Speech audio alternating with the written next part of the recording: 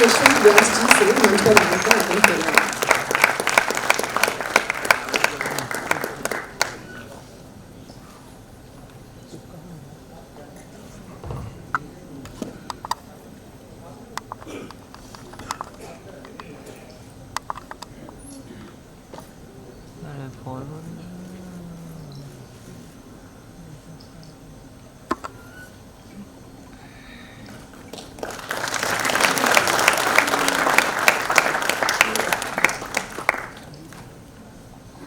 साहित्य का साहित्य के लिए साहित्य को समर्पित इस सम्मान समारोह का ये द्वितीय संस्करण है।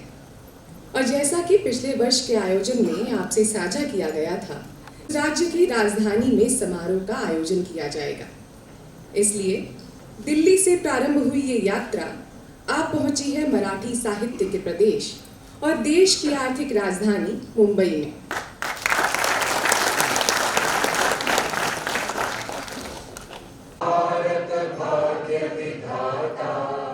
पंजाब सिंध गुजरात मराठा द्राविड़ उत्कल बंगा विंध्य हिमाचल यमुना गंगा उच्चल जलधि तरंगा तव शुभ नामे जागे तव शुभ आशीष मांगे गाहे तब जय गाथा जन गण मंगलदायक जय हे भारत भाग्य विधाता जय हे जय हे जय हे जय जय जय जय हे।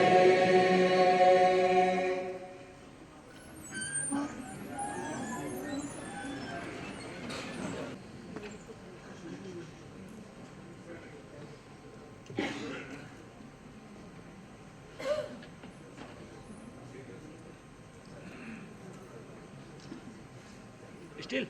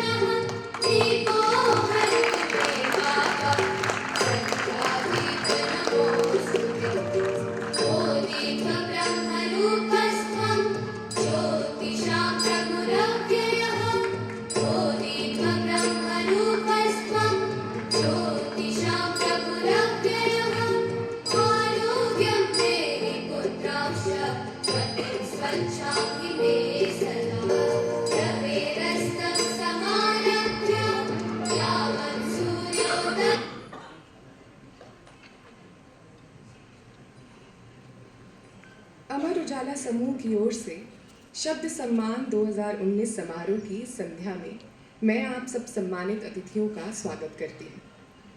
अमर उजाला समूह के प्रबंध निदेशक श्री राजुल माहेश्वरी जी और समूह सलाहकार श्री यशवंत व्यास जी से मैं अनुरोध करूंगी कि वो मंच पर मौजूद अतिथियों को पुष्पगुच्छ भेंट कर उनका स्वागत करें और अमर उजाला समूह के अधिकारीगण मंच के सामने विराजमान अतिथियों को पुष्पगुच्छ भेंट करें।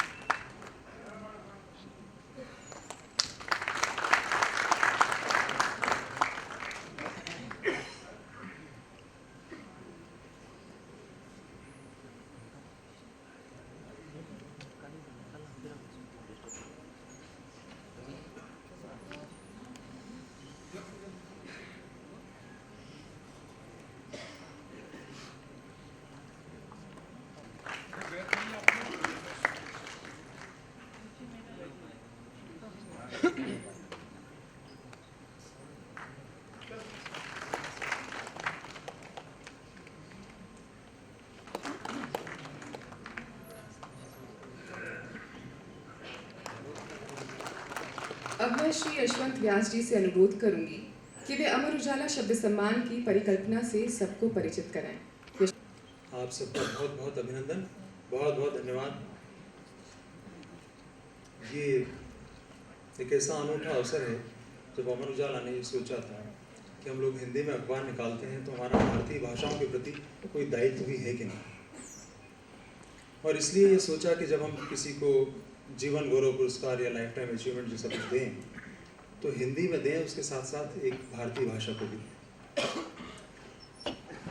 तो पहली बार जब ये तय किया गया तो पहला अवार्ड नावंबर सिंह जी को मिला और कन्नड़ में गिरीश कर्नाड को हमने उसको दिया था। तब अमर उजाला ने एक घोषणा की थी कि जिस किसी दूसरी भाषा का आकाशदीप सम्मान किसी साहित्यकार को दिया जाएगा तो हम उसे दिल्ली नहीं बुलाएंगे, हम उसे वहीं जाकर सम्मानित करेंगे। तो इस तरह से हिंदी मराठी की भावभूमि पे आई है और मराठी के साथ हाथ मिलाकर इस मुंबई में आप लोगों के साथ इस शाम को बिताना चाहते हैं। हमारे लिए ये बहुत गौरव का क्षण है। ये कहते हुए मैं आपसे एक स्टैंडिंग ओवेशन चाहूंगा कि इस वक्त जो दो लोग लाइफ टाइम अचीवमेंट वाले हैं, ये दोनों लोग महाराष्ट्र में पैदा हुए हैं एकत्र, इसलिए आप सब लोग सहयोग कीजिए, कुछ चीज़ों को आगे बढ़ाएं, सम्मान की श्रृंखला को शुरू करें। इला जी आइए। आकाशदीप से सम्मानित हो रहे मनीषी। हिंदी साहित्य के माननीय गुलजार साहब से अनुरोध करूंगी कि वो शॉल 12वीं शताब्दी के सेन वंशकालीन गंगा की प्रतिमा जो इस समय राष्ट्रीय संग्रहालय दिल्ली में है की प्रतिकृति चेक और प्रशस्ति पत्र देकर हमारे मनीषियों को सम्मानित करें।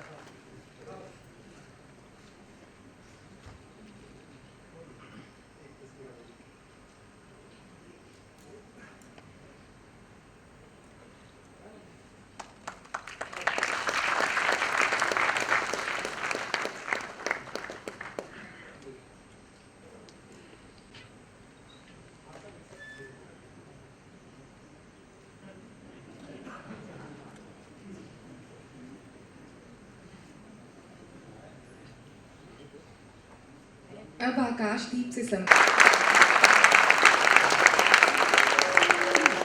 मूर्धन्य मराठी कवि, उपन्यासकार और आलोचक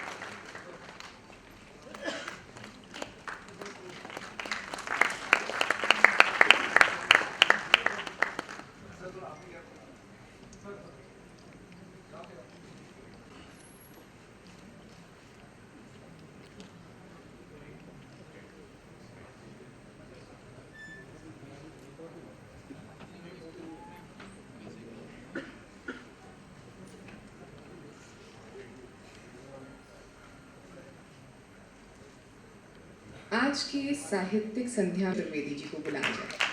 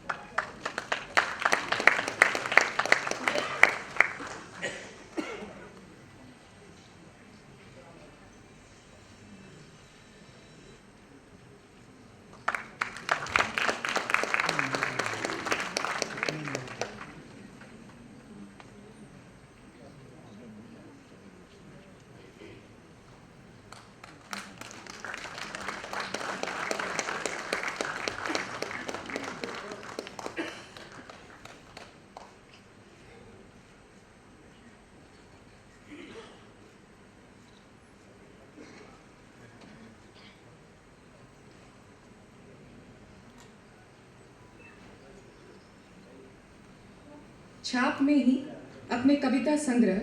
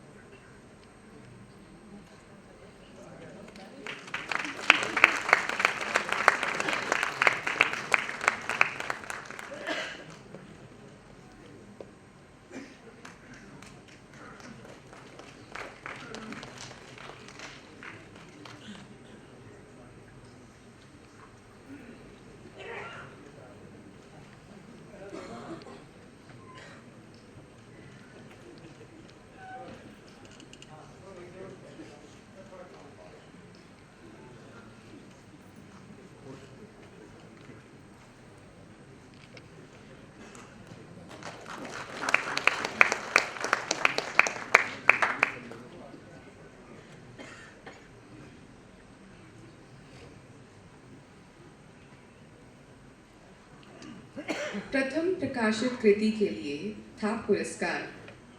अपने कविता संग्रह कोलाहल की कविताओं के लिए श्री अंबर पांडे।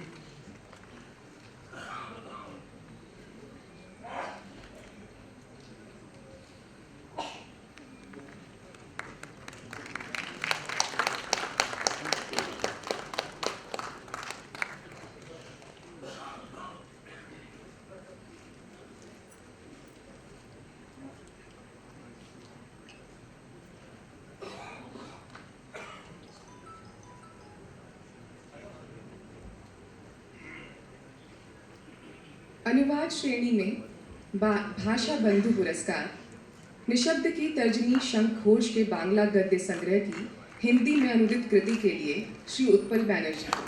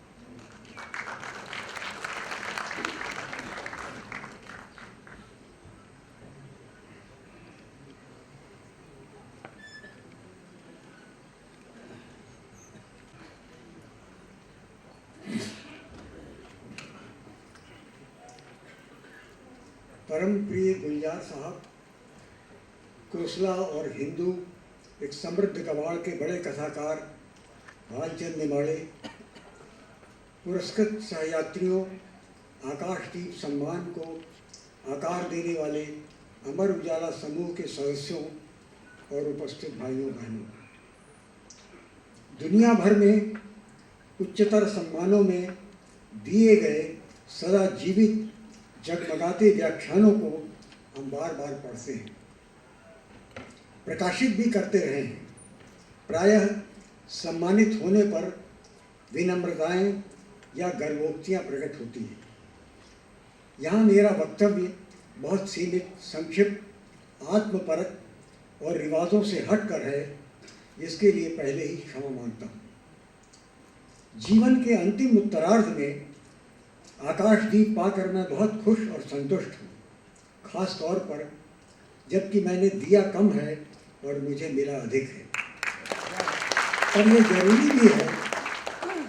जरूरी भी है कि मेरी आत्मा में जो हलचल है उससे आपको परिचित करा दूँ। इस सभागार और मंच पर हमारे समय के अत्यंत संवेदनशील लोग उपस्थित हैं। दोस्तों, अगर मेरा देश इस दौर में सेहतमंद और संपन्न होता तो इस पुरस्कार की खुशी मुझे 100 गुना होती। जी हाँ, मुझे ऊर्जा और विजय पसंद है, पर मैं जो हासिल करता हूँ उससे जल्दी ही उदास हो जाता हूँ। मुझे पहचानहीनता और आत्मनिषेध भी पसंद है, लेकिन जिजीविषा मुझे अपनी तरफ खींचती है। इसका कारण हमारा देश है। मैं एक छोटे शहर में तन्हाई में लगभग अज्ञात शैली से अपना काम करता हूँ।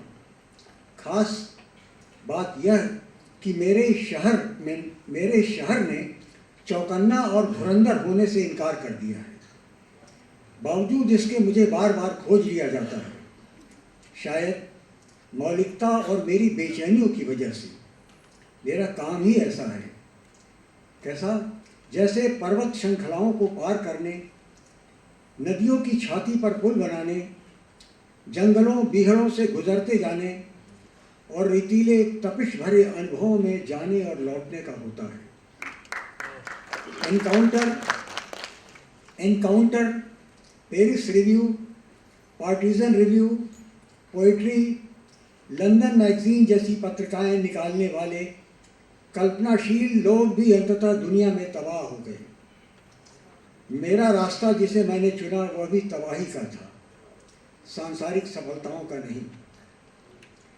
जब मैं युवा था, कहानियाँ लिखता था, मेरे साथ जोशीले, कलंदर, मोहब्बतों से भरे हुए जिंदा दिल लोगों की दुनिया थी। वह सोहबतों का एक बहुत खूबसूरत वृंदावन था। बड़ी बेकरारी थी। रचनाएं जुगनुओं की तरह दमकती थी। जब जीवन के मध्यकाल में अपनी संपादकीय दुनिया गहरी जिद के साथ शुरू की तो अपने लेखक को ईंधन की तरह उसमें झोंक दिया।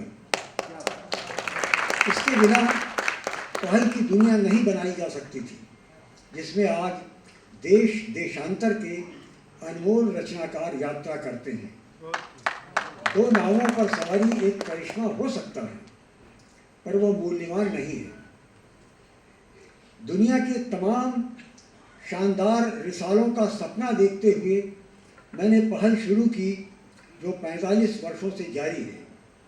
बहरहाल तब और अब का फर्क यह है कि आज हमारी दुनिया के होनहार, निराश, शोकमग्न और पराजित लोग हमारे बेसमेंट में काम कर रहे हैं।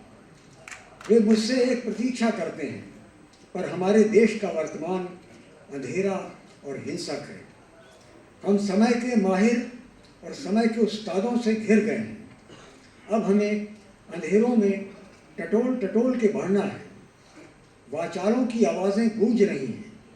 हम पैदल हैं और हमारे साथ हाथ में हमारे महान युग प्रवर्तक, लेखक, कवि गजानन माधव मुक्तिबोध की लालटेन है, जो रफ्तार रक्तपात, विरुद्ध जनता और खूंखार शासता से हमें आगाह करती है। पहल को चलाने वालों का कुनबा कुछ ज्ञात है और कुछ गुमनाम। इसे मैं पहल का अंडरवर्ल्ड कहता हूँ। यही वे रस्सियाँ हैं जो हमें कुओं से निकालती हैं और पानी उलीचती हैं। मैं याद करता हूँ, इसी मुंबई शहर में नामदेव ढसाल ने कई रात मुझे अंधेरी दुनिया की सैर कराते हुए वास्तविक जीवनियों से मेरा परिचय कराया। वसंत दत्तात्रेय गुर्जर और बाद में दिलीप चित्र से मेरी दोस्तियाँ हुई। इस अंधेरी दुनिया के ऊपर मीना बाजार दमक रहे थे। भारतीय लेखन ने अपनी भाषाओं में तत्कालीन भाषा और मुहावरे की खोज कर ली थी, सो हमें चैन आया और हम पढ़ने लिखने में डूब गए। आज की हालत यह है कि हमारा नवनिर्माण चिंताजनक है। हम रेत में चल रहे हैं, हमारे पैर चल रहे हैं, पर हम कहीं पहुंच नहीं रहे हैं। हम दलदल में गगनचुंबी इमारतें बना रहे हैं। पहले आतताई और बर्बर बाहर से आते थे, अब वे घर से ही निकल रहे हैं। घर बाहर का अंतर समाप्त है। इसको रचने के लिए आधुनिक भाषा असफल हो गई है। ट्रास्कीय और जनपदीय वाक्य कारगर गद्य नहीं बना पा रहे हैं। कुछ भी बताना आसान नहीं है। दोस्तों, सोचिए, इस जगमगाती शाम के बाद मुझे इसी देश दुनिया में वापस लौटना है जहां रात बहुत लंबी है और मुझे काम स्थगित नहीं करना है।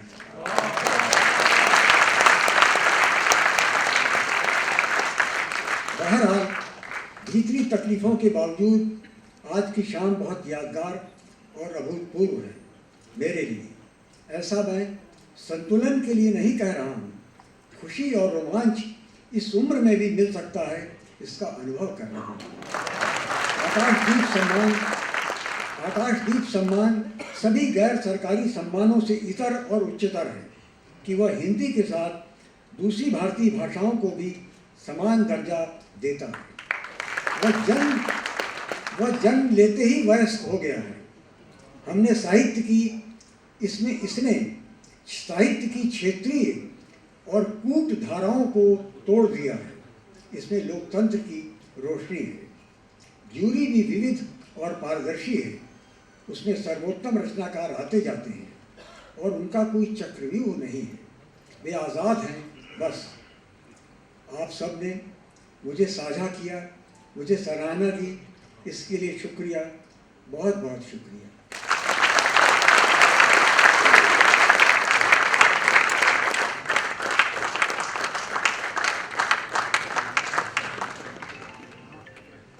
मैं अब मराठी साहित्य के आकार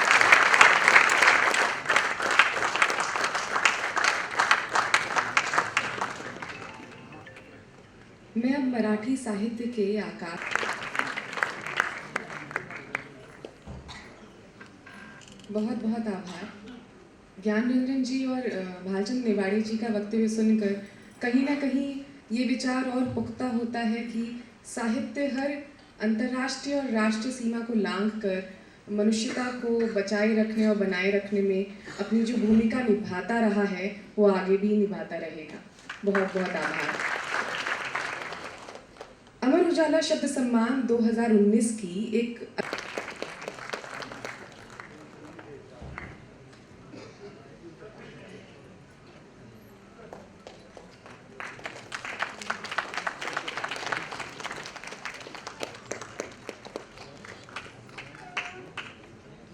छाप उपन्यास पुरस्कार के निर्णायक श्री अब्दुल बिस्मिल्ला जी।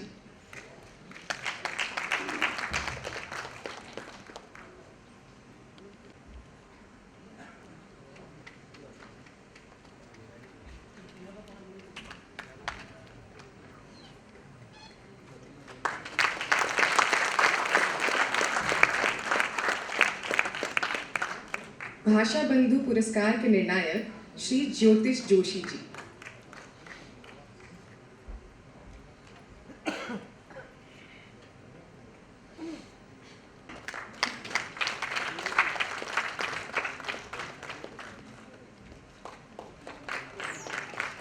इस आयोजन के महत्वपूर्ण सहयोगियों में मुंबई के आयोजन चौपाल से श्री अशोक बिंदल जी,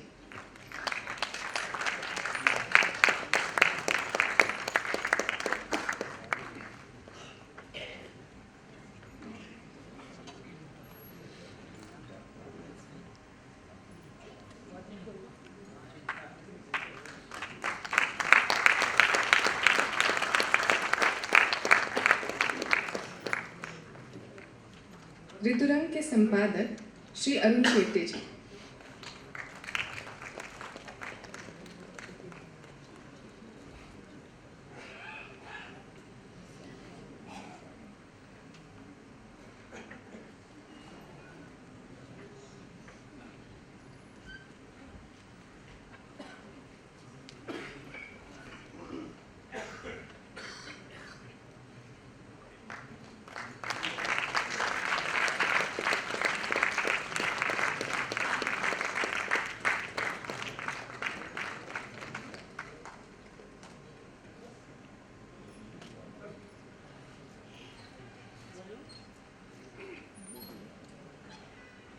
अब मैं गुलजार साहब से अनुरोध करूंगी कि वो मंच पर आएं और हमारे मार्गदर्शन के लिए कुछ कहें।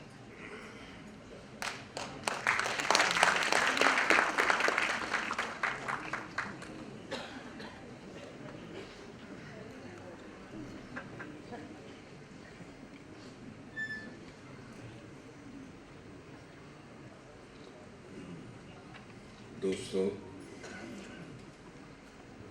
मित्रों कहते कहते रुक गया।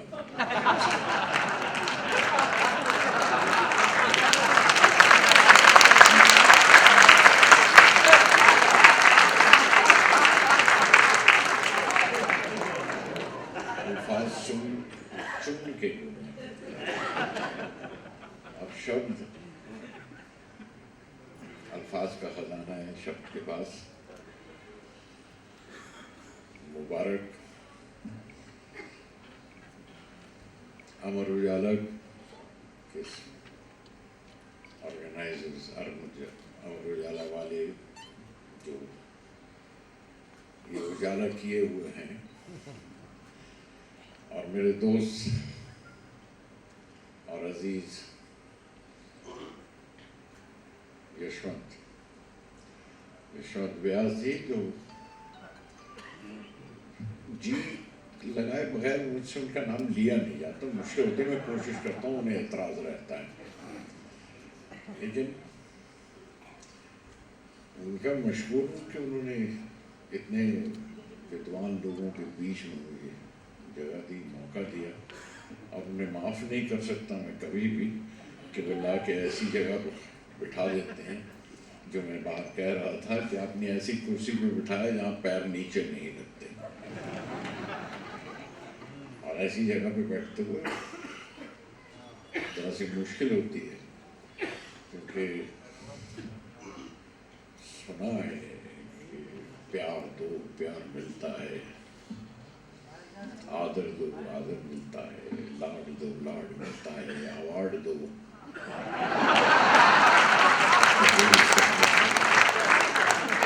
अवार्ड दो तकरीर करने को। ये तकरीर से ज़रा सा बच रहा था, लेकिन हैं दोस्त हैं, मेहरबान हैं, वो हर तरह से हरकतें करते हैं और दोस्ती निभाते हैं। ये कि ऐसे विद्वानों में, ऐसे जानकारों में, ऐसे लोगों में जिनके पास इजहार है, एक्सप्रेशन है, जिन्हें ज़िंदगी दिन रात छूती है और उसका इजहार भी कर लेते हैं, उसको एक्सप्रेस भी कर लेते हैं, उनके पास बैठ के सीखने का मौका भी मिलता है और कहने का मौका भी कुछ आदमी सीख लेता है।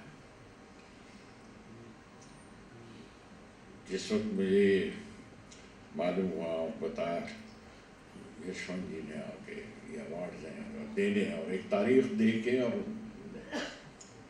कुछ नाम दे के यहाँ से निकल गए, फिर आऊँगा दिल्ली से, और दिल्ली से हर आने वाले से डर लगता है, वैसे ही कोई पता नहीं क्या करे। क्या कानून लेकर चला है, क्या लेकर आया, क्या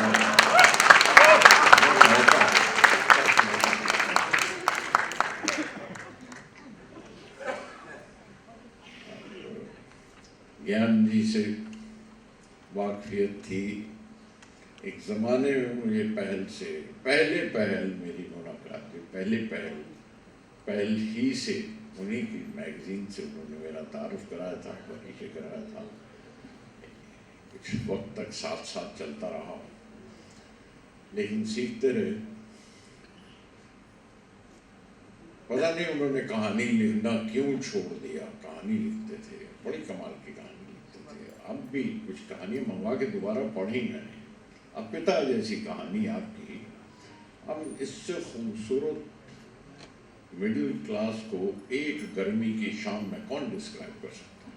अब पूरे समाज का वो हिस्सा नजर आने लगता है जो उस गर्मी में जीते हैं।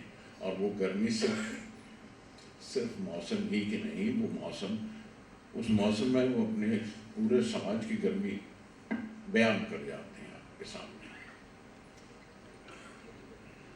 तो दोबारा पढ़ी और उनको लगा, और उनके बोली, उनके अल्फाज, उनके शब्द आपने सुने,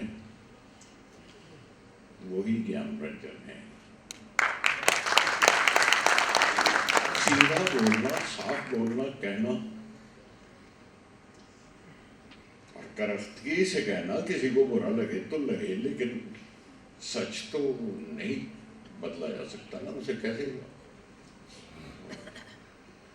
सॉफ्ट किया जाए, उसे कैसे नरम किया जाए, या कैसे खस्ता बना दिया जाए। क्या ये बहुत बड़ी खूबी है आपकी, जो आपसे हम सीखते हैं, जानते हैं।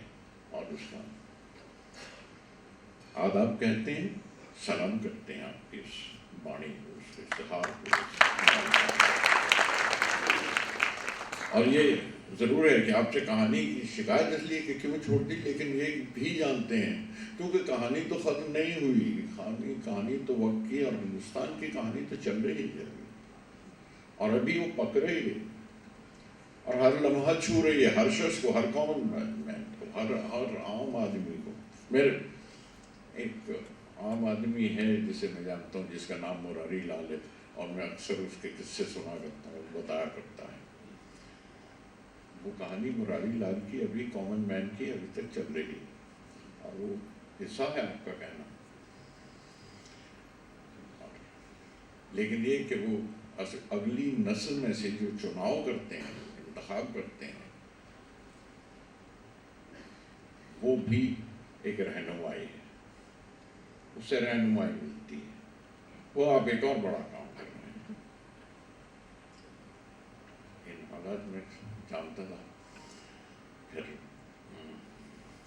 एक और बात, जो रवायत जो अमर उजाला में शामिल हुई, जिसका जिक्र किया यशवंत जी ने, वो ये है कि हिंदी के अवार्ड्स हैं, हिंदी के अलावा दूसरी ज़बानें हिंदुस्तान की हैं जिन्हें हम छोटी ज़बानें, छोटी नहीं, मतलब वो छोटे इलाके हैं, ज़बानें छोटी नहीं हैं, शायद छोटे इलाकों में नहीं। लेकिन आप तमिल को, बंगला को, मराठी को, जिन्हें हम क्लासिकल लैंग्वेज का दर्जा देते हैं, अपनी छोटी ज़बानें तो नहीं कह सकते। वो सारी की सारी कौमी ज़बानें हैं हमारी, और उनकी उम्र भी बहुत बड़ी है, बहुत लंबी है, और उसमें जो साहित्य, जो अदब पैदा हुआ है, वो आज भी मिसाली है। और बहुत से, क्योंकि मुझे अरसा हुआ यहाँ रहते PL से लेके और कुसुमा जी के साथ, उनके साथ साहबत हुई, मुलाकात हुई। बल्कि बड़ी दिलचस्प बात है कि एक नामदेव को तो हमने गुरु ग्रंथ साहब में पढ़ लिया था पंजाब में, और दूसरे नामदेव जब यहाँ मिले तो उन्होंने इस ज़िंदगी से वाबस्ता कराया। वो तो बाद की ज़िंदगी का बता रहे थे, मैंने इस ज़िंदगी से वाबस्ता उस नामदेव से, दिलीप चित्रे और इनसे जब कुराटकर से इनसे इन्हें पढ़ा, मुलाकात हुई, तो बहुत कुछ लगा, ये नया नमक चखा यहाँ का, यहाँ की समुद्री हवा में पलती हुई मराठी। और जब उन्होंने ये कहा कि ये एक और रवायत है कि हम इन दूसरी छोटी जबान, छोटी मतलब छोटी जब मैं कहता हूँ कि तो रीजनल कह देते हैं, लेकिन दूसरी कौमी जबानों को भी जब हम अवार्ड दें तो उनके घर जाके देंगे, जिस जो जबान है उन्हीं लोगों में बैठ के देंगे।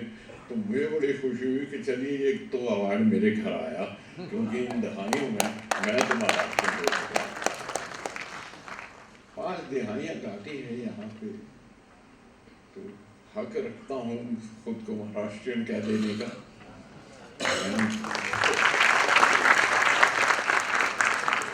मैं तो बड़ी अच्छी कॉस्मोपॉलिटन मिसाल हूँ हिंदुस्तान में अपने वतन के लिए।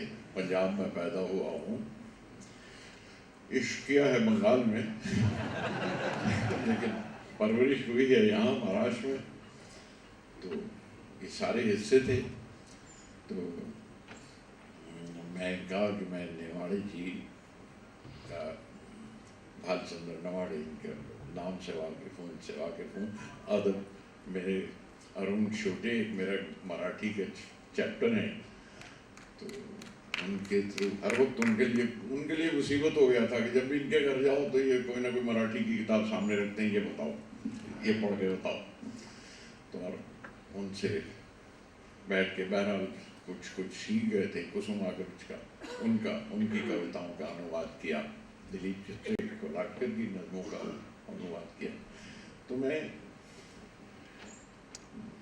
प्रोज नॉवेल फिक्शन जो भालचंद्र जी के साथ, नेवाड़ी जी के साथ जुड़ा हुआ था, उनकी कविताओं के अनुवाद को भी मेरा ख्याल है आप अवार्ड दे चुके हैं। अमर उजाला तो उनके ट्रांसलेशन को अवार्ड दे चुके हैं आप उनके। तो मैंने कहा कविताएं तो सुनाओ, मुझे अनुवाद नहीं, मुझे रिव्यूज तो सुनो जाके। तो नेवाड़ी जी को घूमना पसंद, तलाश करता रहा और किसी तरह कोशिश करा के अरुण छोटे ने मेरी मुलाकात करा दी। और मेरे लिए अब यूँ कह सकता हूँ कि मेरा लाइफ टाइम अचीवमेंट वही था, अवार्ड मिले ना मिले। आपको तो अवार्ड मिला, मेरी लाइफ टाइम अचीवमेंट थी आपको मिलना। एंड मैं मिला, उनसे कविताएं लेकर आया, उसे तर्जुमा किए, मूवी पेश किए। और ये रवायत, ये अदब में ये जितना भी कहिए, आज भी इन हालात में भी अगर कोई आवाज शुद्ध है, साफ बोलती है और सच कहती है, तो वो सिर्फ राइटर की जबान है, सिर्फ अभी है जो आज भी उसकी आवाज़ एक परचम की तरह खड़ी है, एक झंडे की तरह खड़ी है।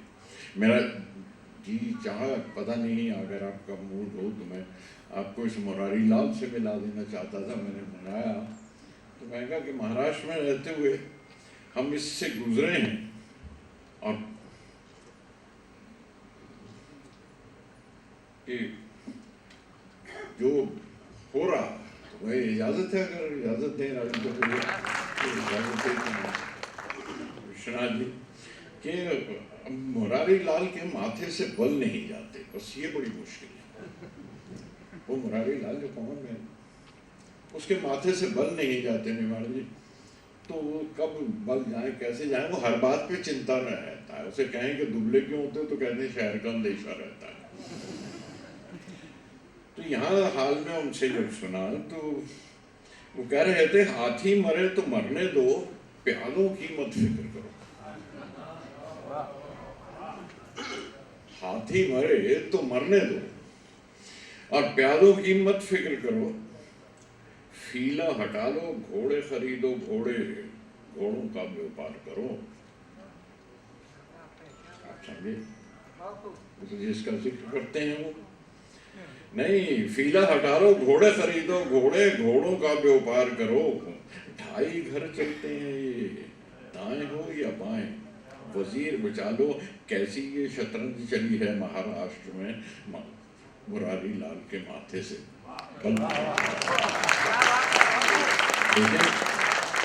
लेकिन देखा कि वो बताते फिर हैं तो मुरारी लाल उनसे कहने लगे बड़े मस्टंडे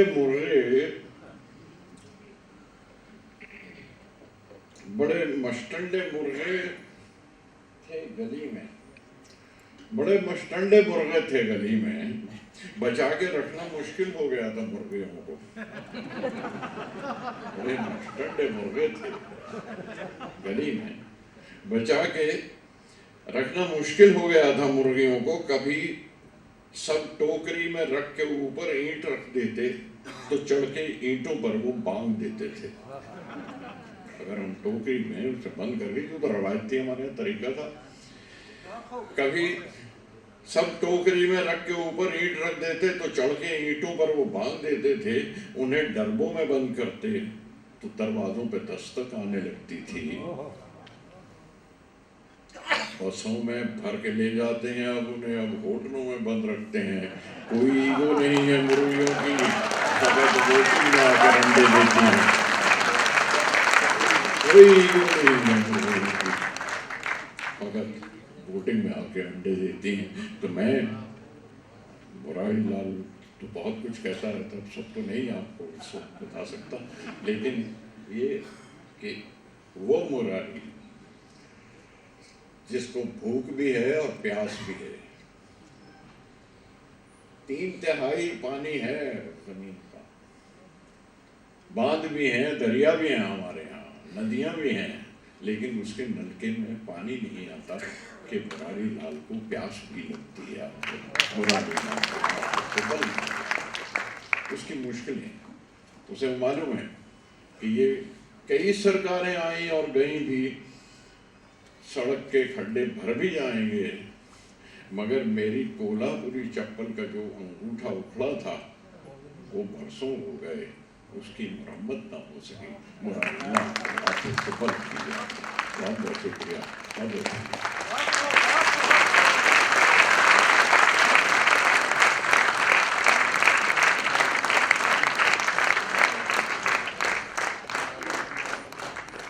बहुत बहुत बहुत शुक्रिया। अब और अमर उजाला समूह के सलाहकार श्री यशवंत व्यास जी से अनुरोध करूंगी कि वो आदरणीय गुलजार साहब का सम्मान करें।